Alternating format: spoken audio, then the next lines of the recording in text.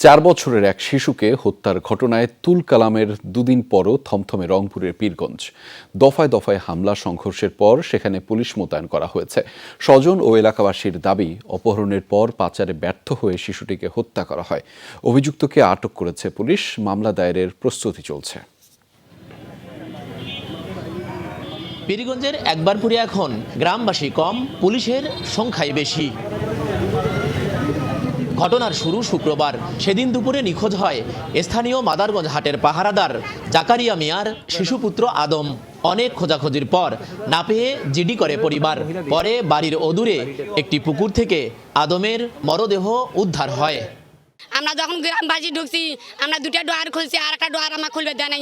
তখন চাবি নাই, আমরা বলছি এটাই আমার খোলা নাকি, চাবি নাই, চাবি নাই। মাগরিবের পর স্যার কারণ গেছি, ওই সময় মানুষগুলো ফাঁকা ফাঁকা হয়েছে, বাড়ির ফাঁকা হয়েছি, ওই সময় পেছন দিয়ে আসে লাস্টে আমরা শুয়ে তো চলে গেছি স্যার। সন্ধ্যার পর কারেন্টটা গেছে, ওই বাসা আমরা ডিউটি দিয়ে আসছিলাম, কিন্তু সন্ধ্যার পর যখন কারেন্ট গেছি এই কারণে এই ফাঁকে বাচ্চাটা হয়ে গেছে।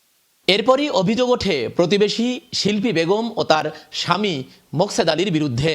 তাদের অভিযোগ, শিল্পী ও মোকসেদ দম্পতি শিশু পাচার ও স্বর্ণ চোরাচালানে জড়িত।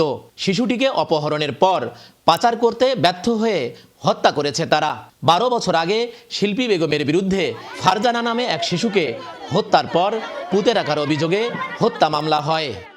আমি জানার পরে আমি আর বাড়িতে গাছ দিয়ে থাকি, এই গাছটাতে আমার বাচ্চাটাকে দিতে পারি না।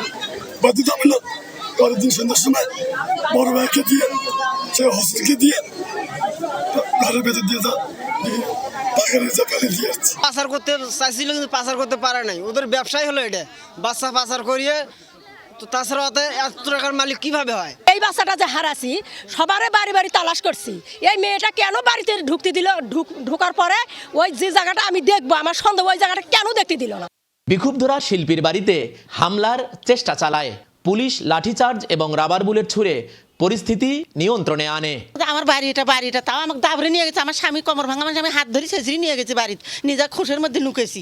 গুলিয়াকে দৌড়াতেছি, সমান খালি গুলি দিতেছি আর দৌড়াতেছি। কোর্টে আসে শান্ত দিবি যে করে, এটা হচ্ছে আমরা দেখি নেবো ব্যাপারটা। এগুলো না কয় ওরা আরো মারধর করে, ওরা আরো ডাঙ্গাডাঙ্গি করে।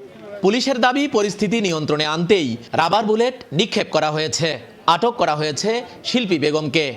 আমাদের 14 রাউন্ড শটগানের রাবার কার্তুজ ফায়ার করতে হয়েছিল এবং সাধারণ লোকজন কোনো হতাহত হয়নি।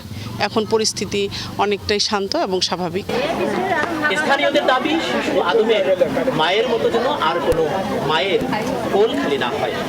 সেজন্য এই হত্যাকাণ্ডের সাথে জড়িতদের দ্রুত গ্রেপ্তারের মাধ্যমে আইনের সর্বোচ্চ প্রয়োগের দাবি তাদের। সরকার, মাজহারুল মান্নান, যমুনা নিউজ, রংপুর।